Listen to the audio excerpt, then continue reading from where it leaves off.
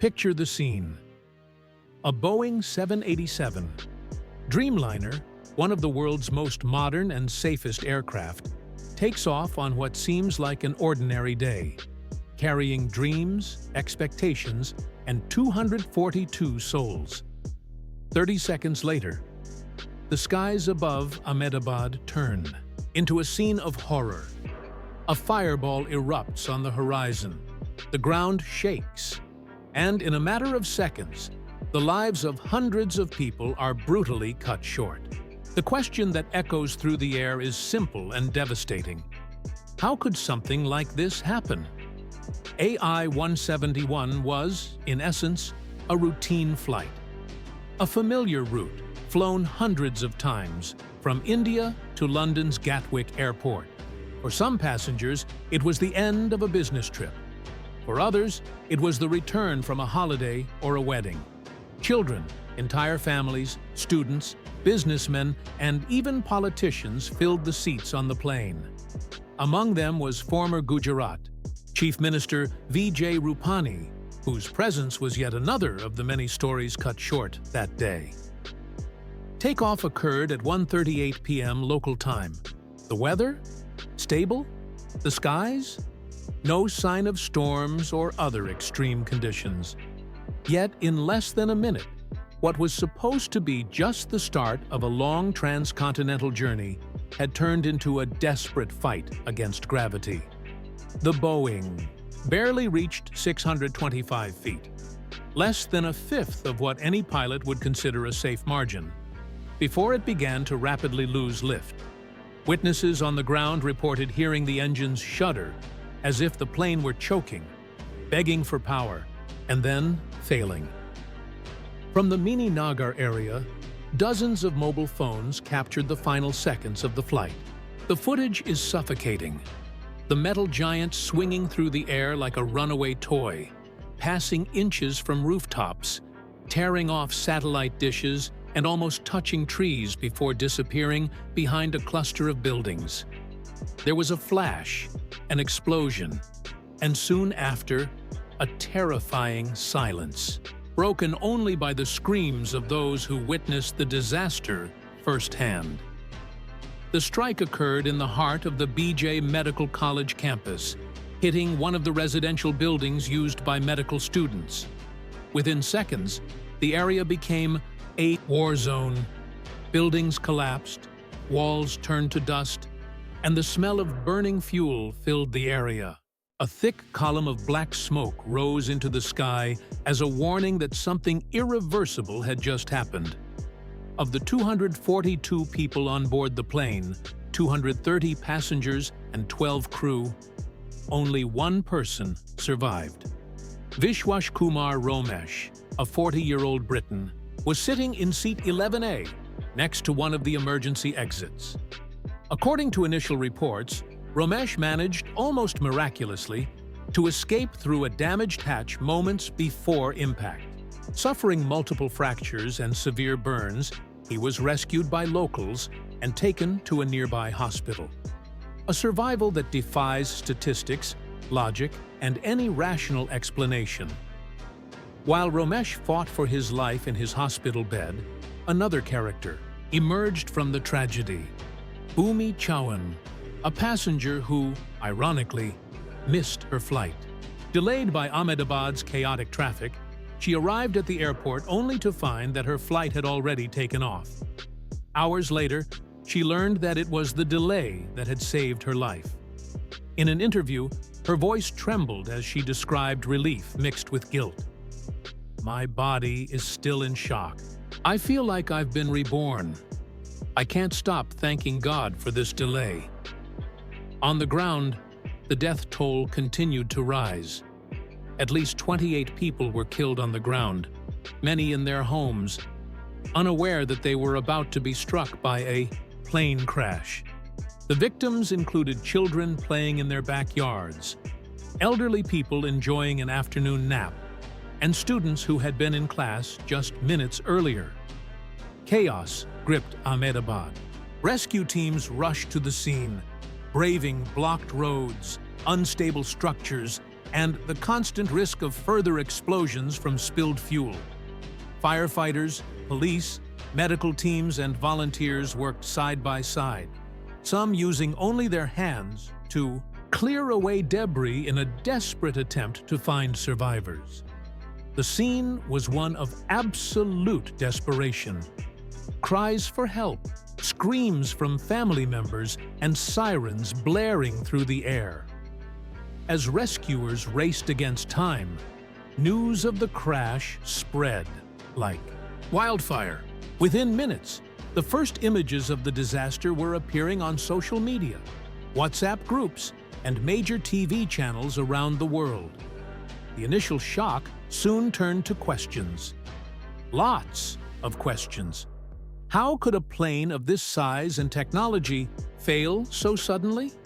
Why was there no time to attempt an emergency landing?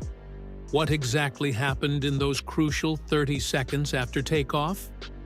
The gravity of the situation became even more apparent when the first technical details began to emerge.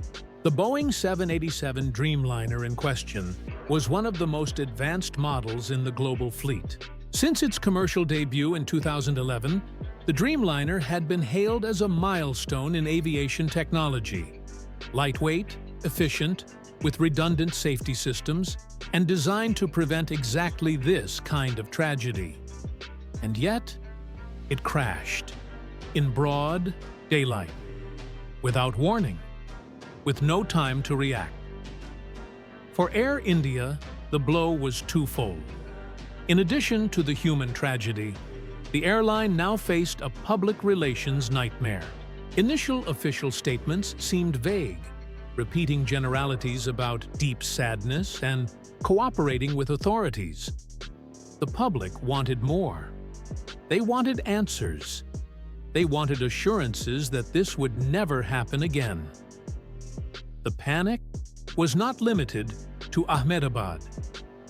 At airports in Delhi, Mumbai, London, and Dubai, passengers waiting for Air India flights began canceling their tickets en masse. On social media, the hashtag #AirIndiaCrash became a global trending topic. And amid the grief, outrage began to grow. Journalists swarmed the hospital where the sole survivor was being treated. Every new piece of information about his condition was worth its weight in gold to the reporters. Vishwas Kumar Romesh, until then an anonymous figure among hundreds of passengers, became the central figure in the narrative of this tragedy. A symbol of hope amid the chaos, but also a key detail that might help answer what exactly happened inside that cabin in those final minutes. The political scene was also quick to react. Indian Prime Minister Narendra Modi personally flew to Ahmedabad, visited hospitals, spoke to survivors, and promised full support to the families of the victims. In the UK, Prime Minister Keir Starmer described the accident as absolutely devastating. Even King Charles III sent messages of condolence, but amidst all the protocol, there was a sense of unease in the air, a silent suspicion that was almost forbidden to be voiced in that first moment. What if this was more than just a technical glitch? What if it was human error, or worse, a structural problem that could jeopardize other flights, as authorities promised a swift and transparent investigation, and rescue teams continued to comb the rubble for signs of life? A certainty began to form in the collective imagination. This crash was just the beginning of a much larger story, a story that, in the coming chapters, could reveal unpleasant truths, closely guarded secrets, and perhaps even scandals for which the aviation world is not prepared. And before the fire at BJ College of Medicine was put out, an even more troubling question arose: are we really safe when we board an airplane? Or was this tragedy just the first sign of a much deeper crisis in modern aviation? In a world where flying has become a part of everyday life for millions of people, the idea that an airplane could simply crash in the first seconds after takeoff touches us all deeply. You may have experienced that moment when, sitting by the window and watching the runway disappear behind you, you felt a slight heaviness in your chest during the initial climb. Unexpected turbulence, a strange sound coming from the fuselage, or that absolute silence when the engines reduce power. These are seconds that seem like an eternity, and it was in this period of time, the most vulnerable moments of any flight, that the AI-171 disaster occurred. Immediately after the strike, Ahmedabad's emergency crews swung into action. For those living in the city, the sound of sirens was already part of the scene, but that day, it was different. The volume, frequency, and speed with which rescue vehicles sped through the narrow, congested streets made it seem like something out of the ordinary was happening. Local radio stations went offline. WhatsApp groups exploded with audio messages, shaky videos, and photos no one wanted to take. People just a few miles away from the medical campus rushed to the scene, some to help, others just to understand what had happened. As firefighters struggled to contain the blaze, the smell of burning kerosene spread through entire neighborhoods. Residents reported feeling the ground shake from the impact. Children, not understanding the gravity of the situation, pointed to the sky, asking where the plane was that had flown so low over their homes a few minutes earlier that it seemed almost to touch television antennas. Inside their homes, the anguish of those whose relatives were on board Flight AI-171 turned to despair. Phones rang non-stop at travel agencies, Air India counters, and airports. Hundreds of people around the world tried to confirm the worst news of their lives.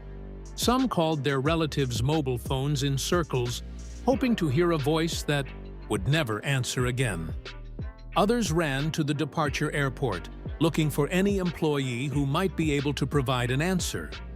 Many received official confirmation only hours later, but deep down, they already knew. And it wasn't just India. At London's Gatwick Airport, the arrivals board remained on time for Flight AI-171 for many minutes after the crash.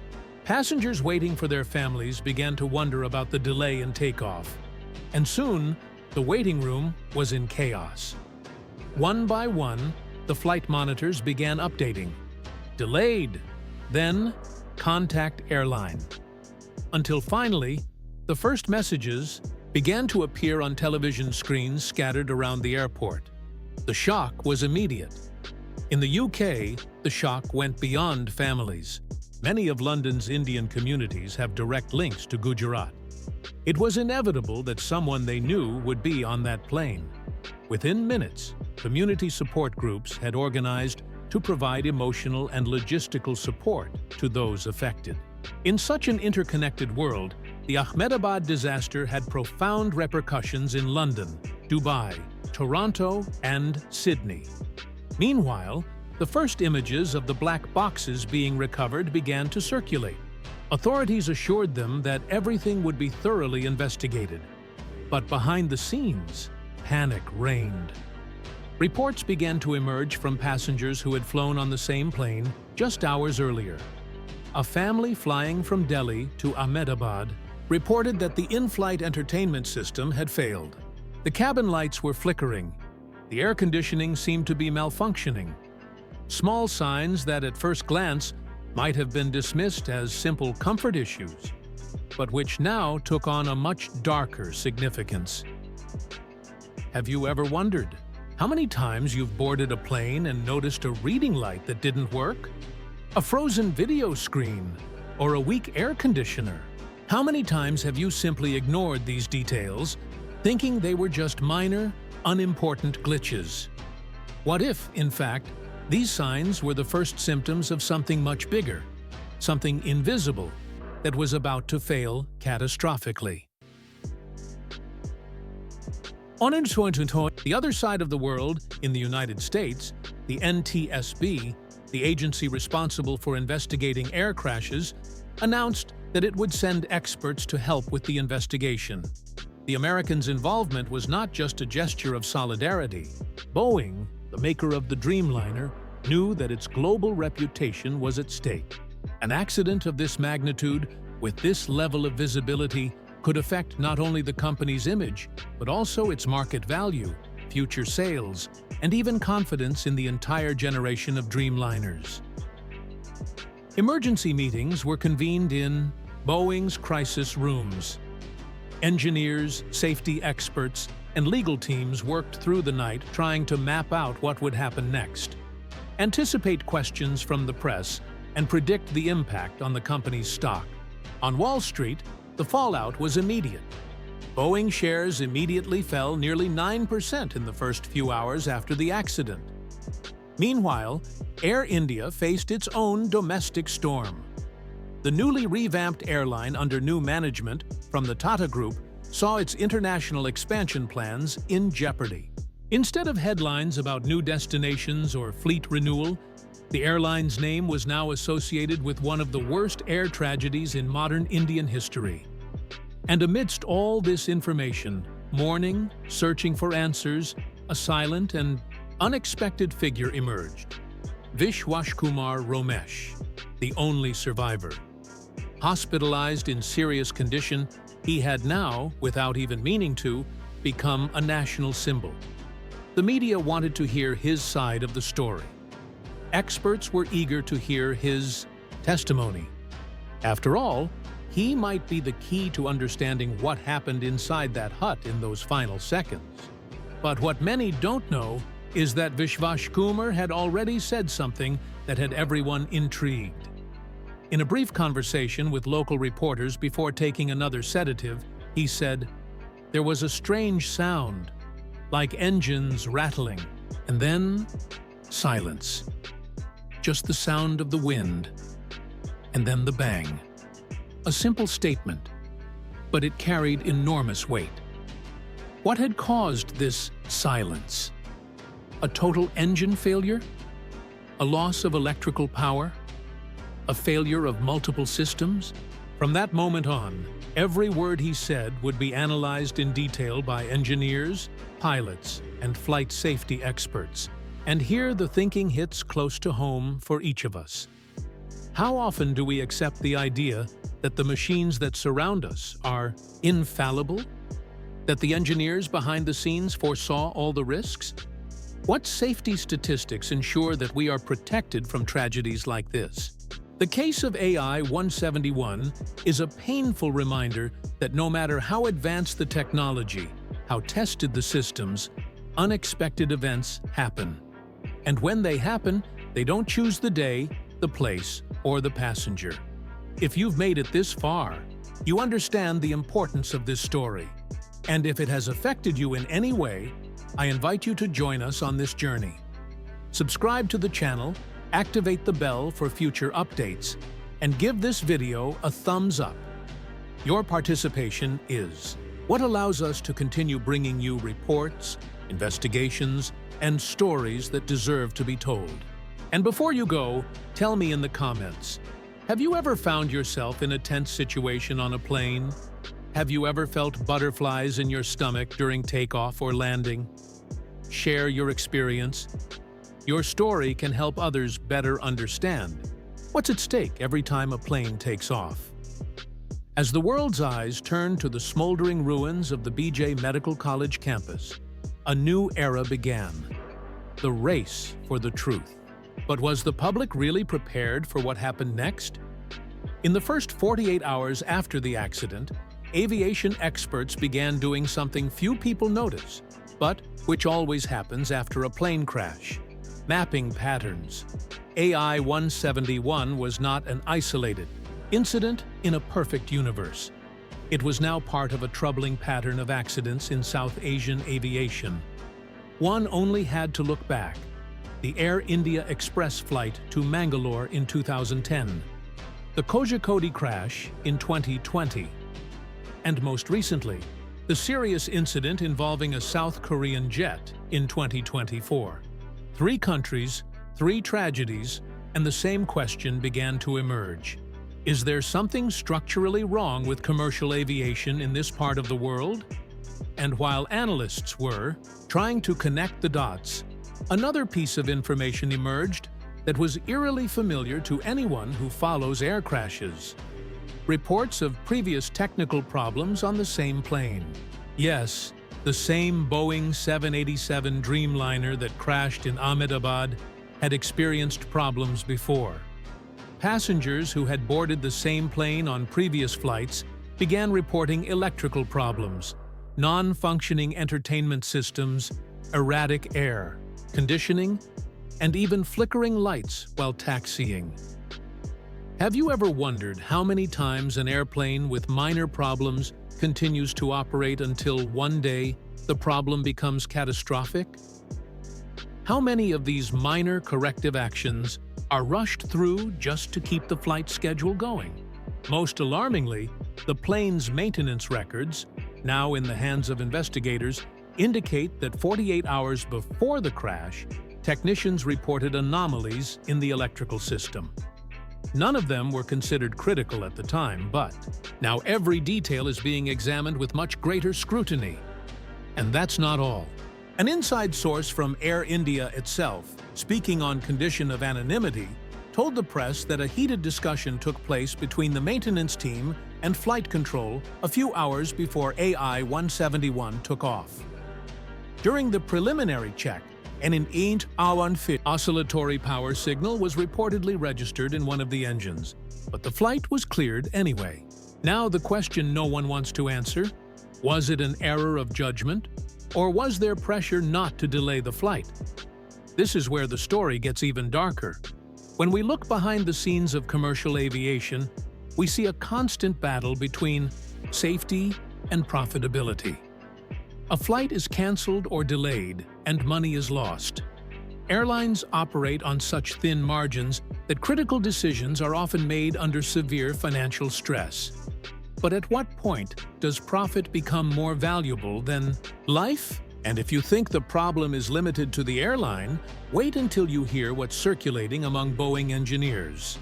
An internal memo leaked to the press suggests there are long-standing concerns about a specific batch of engines used in some Dreamliners, including the one that powered the AI-171. The document, which has yet to be officially confirmed, points to the potential for premature wear of key components, which could lead to a loss of power in high-stress situations, just like during takeoff. How many times have aircraft manufacturers kept secrets like this in the name of not causing panic?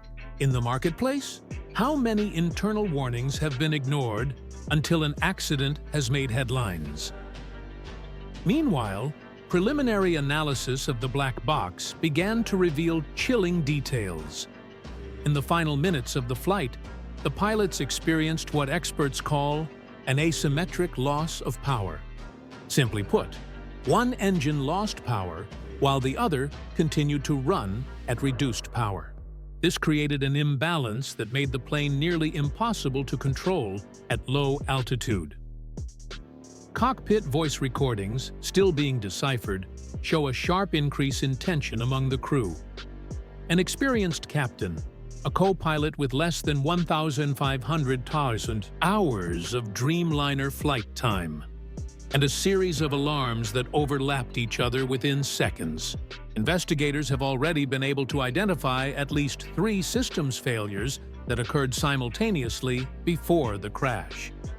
Can you imagine the level of psychological pressure when you are in the cockpit of a falling airplane, trying to solve a critical life or death equation in less than a minute, with variables that change every second? As if all this were not enough, the first rumors emerged that Air India's engineering team had been understaffed in the weeks leading up to the crash. Overworked technicians, extended shifts, and an abnormal turnover of maintenance engineers began to give rise to a new hypothesis: that the problem was not just technical, but also human and managerial. The international press began to ratchet up the pressure. The BBC publicly questioned Air India's maintenance procedures. CNN interviewed former Boeing employees who described the production-at-any-cost culture that had dominated the company in recent years. Indian newspapers began calling for the resignation of airline executives. The public, still in shock, now wanted someone to blame. But is the real cause of this tragedy so simple? Do we point the finger at one or two people and leave it at that? Or do we see a complex chain of failures, omissions, and decisions that together created an inevitable disaster scenario? As the investigation continues, concerns are growing. Experts warn that there will be no quick answers. It could be months before a final report is published. But one thing is for sure, AI-171 will not become just another number in aviation history. If you want to follow the developments in this case, understand the next chapters of this investigation that promises to shake the foundations of the aviation industry and continue to receive in-depth analyses like this one. Take this opportunity to subscribe to the channel and like this video. It will help us continue to provide this type of quality content. And of course, leave a comment below. Do you think we're only seeing the tip of the iceberg? Or do you think the culprits are already clear? I want to hear from you. So far, we've covered the tragedy, the early signs of failure, the behind-the-scenes chaos and technical suspicions that shook the world's confidence in air safety. But what was about to happen was even more disconcerting, because now the story of Flight AI-171 was beginning to turn into something more. A brutal portrait of how an aerial tragedy can expose cracks that have been hidden for years, and that extend far beyond a single plane. While investigators pored over flight data, cockpit audio, and maintenance records, another team worked silently in parallel. Emergency psychology experts. Few realize that after an accident of this magnitude, it's not just the survivors and the victims' families who face trauma. The entire chain of professionals involved, from air traffic controllers to ground crews, from doctors to journalists covering the case, begins to bear the invisible scars of this type of disaster. Survey conducted after the crash of Air France, Flight 447, found that more than 35% of air traffic controllers involved in fatal crashes developed symptoms of post-traumatic stress disorder. In the case of AI-171, reports indicate that at least 3 control tower staff in Ahmedabad were suspended from work due to emotional breakdowns in the weeks following the crash. Now imagine this happening several times more often. Maintenance crews suffering from anxiety attacks, pilots of other airlines refusing to make stopovers due to fear of flying, passengers panicking on routine flights simply by hearing the normal noise of an engine reducing power. And here's where a new fact comes in that you may never have thought about. After a major air disaster, voluntary cancellations on affected routes can increase by 27% in the weeks following. That was the case with Air France after Flight 447, with Asiana Airlines after the San Francisco crash, and now with Air India. At Indian airports, especially in Delhi and Mumbai, the airline's Boeing 787 flights have seen a sharp increase in no-shows. Passengers have simply stopped showing up, preferring to reschedule or cancel their trips, even at the cost of heavy fines. This collective fear created a ripple effect. Hotels in Ahmedabad, traditionally busy with business travelers, saw bookings plummet. Travel insurance companies began receiving unprecedented volumes of requests to cover cancellations due to fear of flying.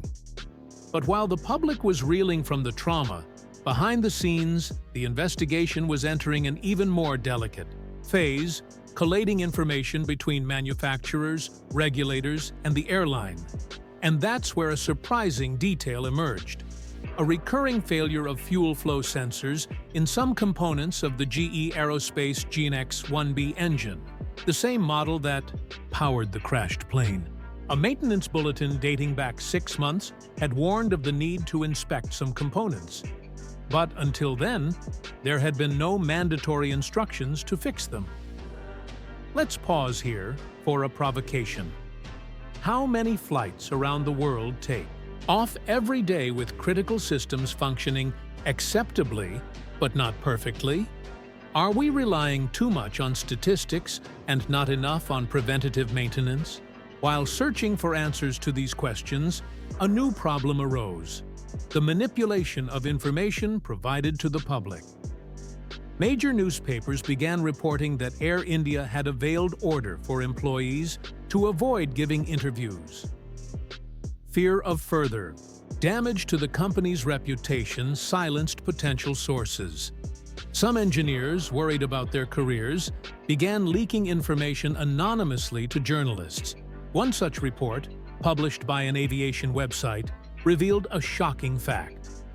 In the weeks leading up to the crash, the maintenance team in Ahmedabad had been operating at just 60% of the recommended manning level for that type of aircraft. Meanwhile, a wave of conspiracy theories began to gain momentum on social media. A quick search of forums was enough to find suggestions of sabotage, remote interference in the plane's control, and even possible geopolitical motives for the tragedy. And here's where it's worth taking a brief break from the narrative. As tempting as these cinematic explanations may be, there's no concrete evidence pointing to any kind of outside attack or foul play. But the very delay in revealing the full contents of the black boxes has only fueled the speculation further. At the same time, the financial market was reacting in its own language, the language of losses. In addition to Boeing shares falling, insurance companies began recalculating premiums for all Dreamliner transactions in Asia. Experts predicted that the total compensation, including compensation to families, legal costs, international claims, and property damage, could exceed $1 billion. And if you thought the fallout ended there, think again. The Indian government has begun discussions about introducing new transparency rules for airlines. One proposal under consideration would require all major fleets to publicly share aircraft health data, something previously limited to behind-the-scenes engineering. For many, the crash symbolized more than just a technical glitch. It exposed the fragility of a system operating on the borders of safety, profit, and politics. And it is this perception that is changing the behavior of ordinary passengers. A survey conducted 2 weeks after the crash found that more than 40% of Indians said they had developed a new fear of flying. In the UK, the statistics were similar. Anxiety had increased by 35% among passengers on international flights to or from India. At this point, you may be wondering, what happens next? The final answers are still missing. The final report, the conclusions about what exactly went wrong, at what second, at whose command or inaction. But above all, we still need to know whether the aviation world will learn a real lesson from this tragedy, or, like so many times before, the collective memory will fade as the headlines give way to the next global crisis. And if you want to follow the events to the end, understand the behind-the-scenes of this historic investigation, and not miss a single update, like this video and subscribe to the channel right now. The story of AI-171 is far from over, and in the coming weeks, new revelations may change everything we thought we knew so far. Months had passed since that June day when Flight AI-171 took off from Ahmedabad, bound for London, and never arrived. The world kept turning. New news made headlines, other events captured the public's attention, but for the families of the victims, for the indirect survivors, and for the aviation industry, the story of that disaster was far from over. Now, with the release of the final investigation report, some answers that were once just painful speculation are finally taking shape. What happened on that Boeing 787 Dreamliner in the first 30 seconds of flight? Why did a plane with such a solid safety record suffer such a catastrophic crash? And perhaps the most uncomfortable question of all, could the crash have been avoided? According to the technical report, the main cause was a critical and sudden failure in the fuel supply system. The control valve that regulates the flow of kerosene to the engines had become partially jammed due to a buildup of metal particles that were only now discovered during the final disassembly of the components in the forensic laboratory. The result was a sudden loss of power in both engines, just during the most vulnerable phase of flight, takeoff. But the list of factors doesn't end there. The investigation also found that in the months leading up to the accident, several maintenance alerts had been filed and ignored. The reason? A combination of operational overload, reduced maintenance staff, and, above all, a corporate culture that prioritized punctuality and cost efficiency over safety. The finding not only points to direct responsibility within Air India, but also casts a critical eye on Boeing and GE Aerospace.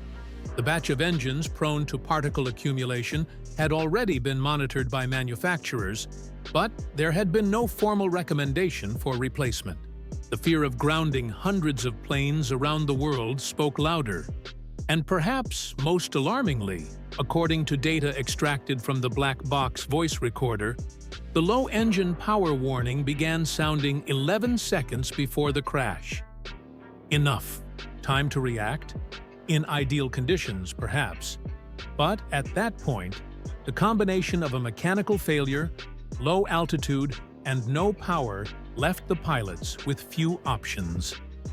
During the investigation, another detail caught the experts' attention: the pilot's fatigue. A recheck of the flight logs showed that the captain had flown more than 78 hours in the 14 days before the crash. That number is within the legal limit, but it has now sparked a debate about the criteria for rest during international stopovers. And here's where it's worth stopping. How many times have you, in your work, felt like you'd reached your physical and mental limits? How many times, even when exhausted, did you continue because it was what had to be done? Now imagine making life or death decisions in that state, when hundreds of lives depended on you. But if the AI-171 tragedy exposed the weaknesses of a design that was supposed to protect every passenger, it also became a catalyst for changes that may save many more lives in the future. In response to the crash, India's Directorate General of Civil Aviation announced a series of immediate reforms. These include extraordinary inspections of all Boeing 787 aircraft in the country, the creation of a national database to cross-reference technical faults between airlines, and a new fatigue prevention program for pilots and maintenance staff. Meanwhile, Boeing has announced a global recall of all planes with engines from a single batch, requiring critical parts to be replaced in record time. And GE Aerospace, under pressure from governments and the public, has accelerated a review of its quality protocols. But perhaps the most profound impact is not technical, it's human. The victims' families have banded together to form the AI-171 Safety Foundation, a nonprofit dedicated to pushing for greater transparency in commercial aviation and better maintenance practices. Engineering schools in India and the UK have already begun using the case as a case study in ethics, safety, and risk management classes, and Vishwash Kumar Romesh, the sole survivor that day, became an unwitting symbol of that struggle.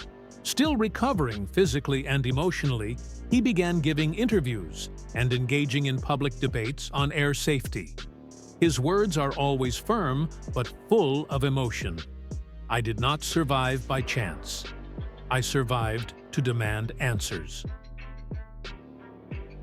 Media coverage has also changed tone. While the narrative was sensational and shocking in the early days, the focus is now on finding solutions and memorializing the victims.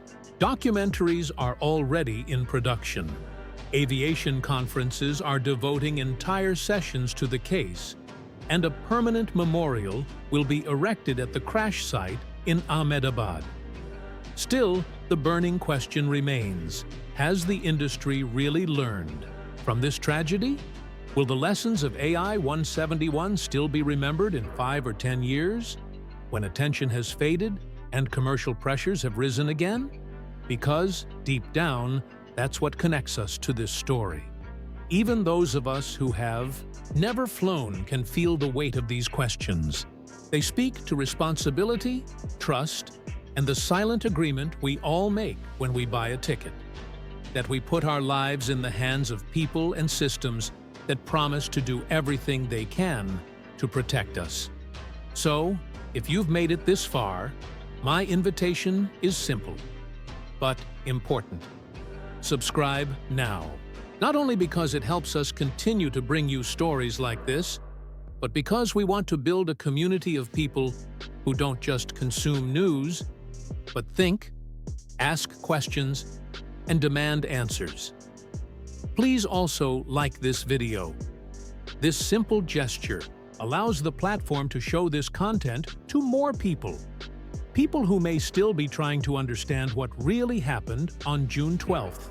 And before you go, tell me in the comments, do you think global aviation is really ready to avoid a new AI 171? What measures do you think should be a priority from now on? Thank you so much for following this investigation with us. Next week, we'll bring you special content showing how other major air disasters changed aviation history. So ring your bell now, because the next chapter of this journey is just beginning.